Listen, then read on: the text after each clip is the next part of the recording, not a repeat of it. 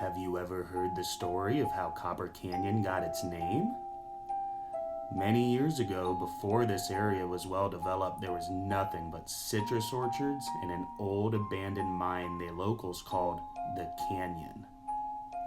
One day a local boy was bored, so he decided to walk with his dog, a golden retriever named Copper, down to the canyon and throw things to the bottom. While the boy and Copper were walking, they passed by a lemon orchard.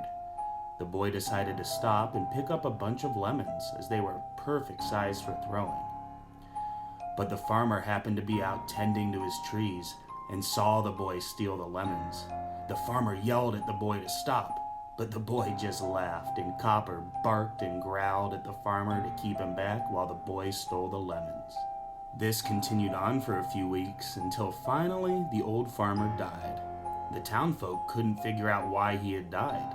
He was in perfect health up until the past few weeks when the boy started stealing his lemons. The boy didn't think much of it. Stealing lemons was about to get a whole lot easier.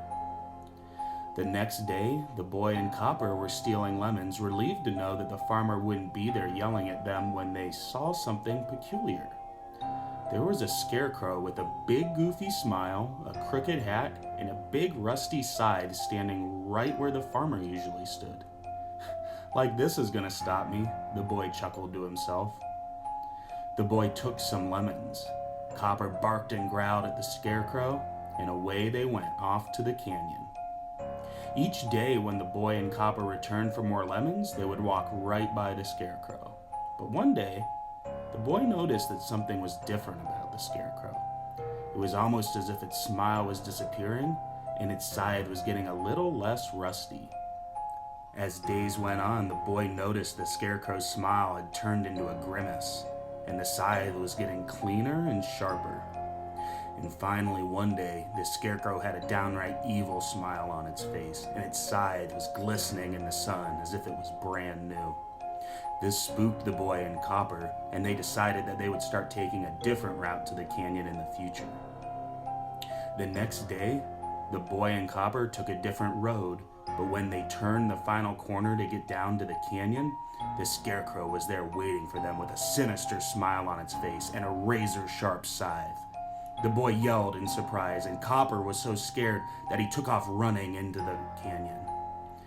The boy picked up an old flashlight he found on the ground and chased Copper down into the canyon. The boy reached the bottom of the canyon. Copper had to be there. When he scanned the canyon with his flashlight, to his horror, he found Copper, but the dog had been slashed down the middle by a glistening, razor-sharp scythe. The boy screamed in terror and turned around to sprint out of the canyon as quickly as possible. But he saw the unimaginable. The scarecrow was blocking the way out of the mine, its face emanating pure evil. The scarecrow gave off a maniacal laugh, and the mine collapsed on the boy. The town looked everywhere for the boy and Copper, but nobody could find them. Eventually, he disappeared from the memory of the town, and the canyon was paved over.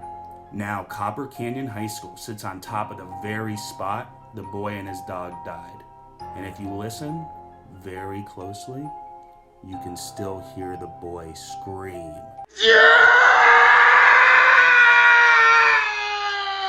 Remember, you can avoid a fate like this if you turn in your work on time and practice good lab safety. Happy Halloween!